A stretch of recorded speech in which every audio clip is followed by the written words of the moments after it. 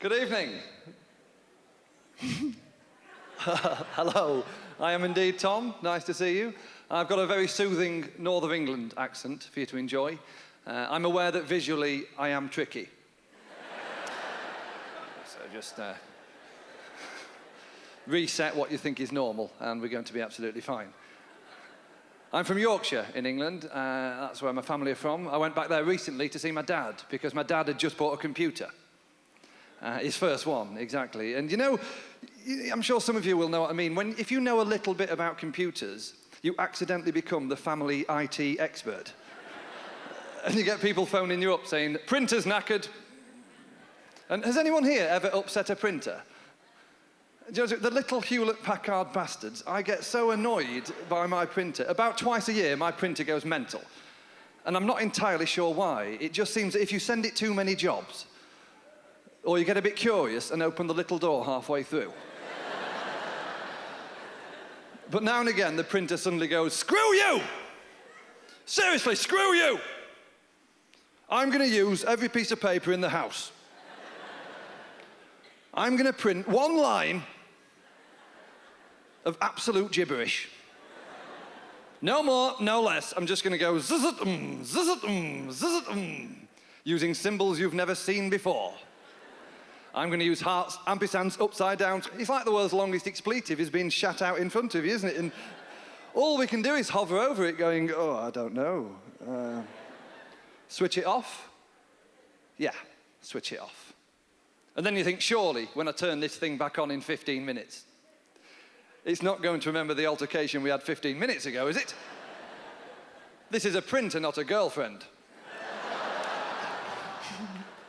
They remember arguments. It's extraordinary. So I went around to see my dad because he'd bought this new computer, and I gave him, you know, lesson one with computers is to back up, isn't it? You must always back up. Back up, back up, back up. If you really need it, print it out.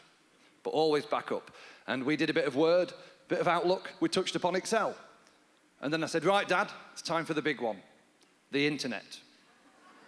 And I showed him the logo of the internet, the big blue E. And I said, double-click that, Dad, surf's up. Now, I don't know if anyone here has ever tried to teach an elderly friend or relative how to use a computer, but they don't have the motor skills. They don't, who knew that? They don't have the motor skills. My dad tried to double-click it. In fact, he clicked on it once. Then his hand just spazzed, like that.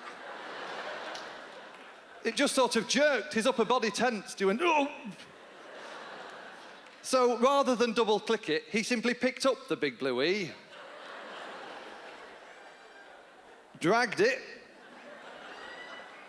then dropped it in the recycle bin.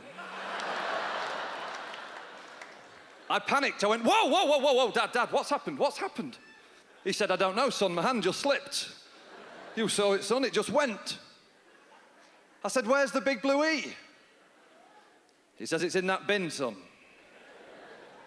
I said, oh, Christ, Dad, you've deleted the internet. He said, is that bad? I said, yes, that's pretty bad, that, to be honest, Dad. There was a lot of work in there. That was 50 years of mankind moving forward there. That was progress, that, Dad, progress, and you've deleted it. My dad started crying. No, I thought, screw him, he gave me this nose. So I said, they're going to know it's you, Dad. They're going to know it's you. They can track this sort of thing, Dad. They can track this sort of thing. Right? And I went home. I left him to it. Now, what happens next beggars belief. Because the very next day, my dad phoned me up, and he had a remarkably optimistic lilt in his voice. He goes, hey, Tom, it's your dad. Great news, son. Great news. I was looking in the recycle bin, and the internet was still there. Well, the garbage men don't come till Thursday, do they? Anyway, I clicked on it, son, and it said, would you like to restore the internet? So I selected yes. Everything's fine, son. I'm out of the woods. I said, good to hear, Dad. Yeah, close one. He said, yes, but I've learnt my lesson, son. I've learnt my lesson. I don't want that to happen again, so I'm doing what you told me. I'm taking your advice. I said, whoa, you just stop there, Dad. You're not trying to back up the internet, are you? I mean, you can't back up the internet, Dad. He said, no, I'm not trying to back it up. No, I'm printing it out.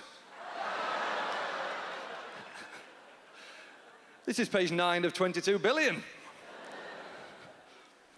There were a lot of these I couldn't show your mother.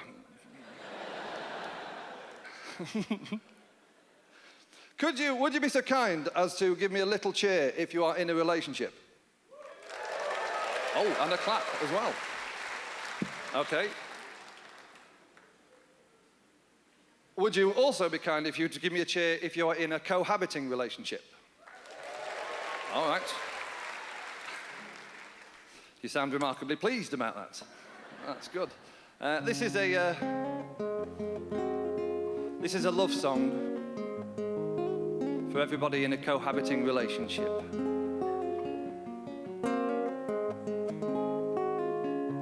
I love you, darling.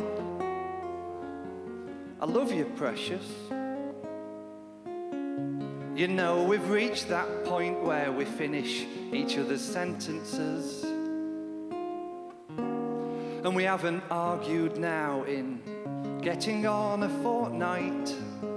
And you know how much I like a verbal fist fight. So let's do it. Please, let's do it. Let's go to IKEA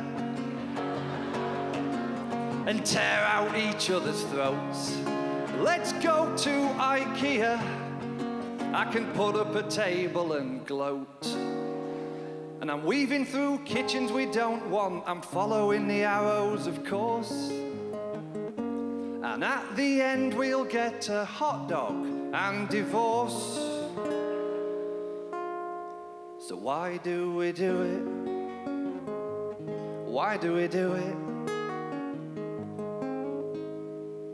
I'm testing the sofas. You're testing my patience. I'm gonna test this knife set out on you.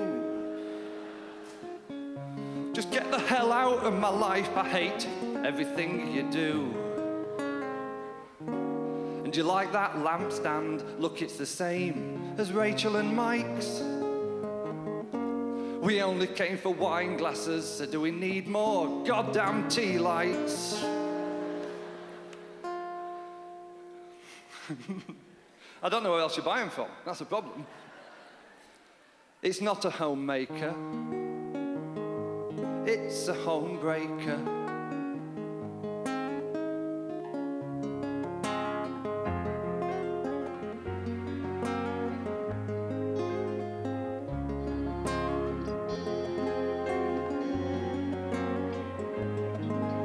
And the woman on the till, she's called Victoria.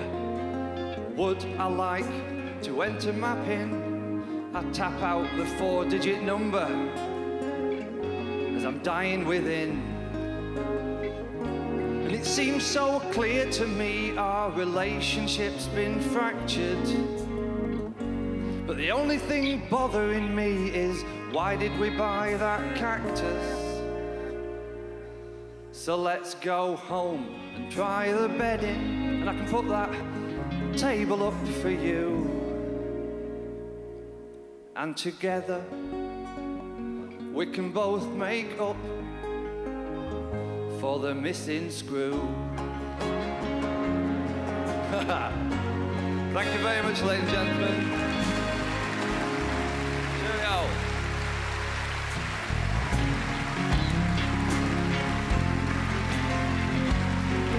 George Bush says 2 gay people getting married would violate the sanctity of marriage. The sanctity of marriage. The sanctity. Is anybody here married? Does it feel like a gift from God to you? Literally, I've got one of the biggest faces. It's like the moon. I'm probably affecting your menstrual cycle just being this close.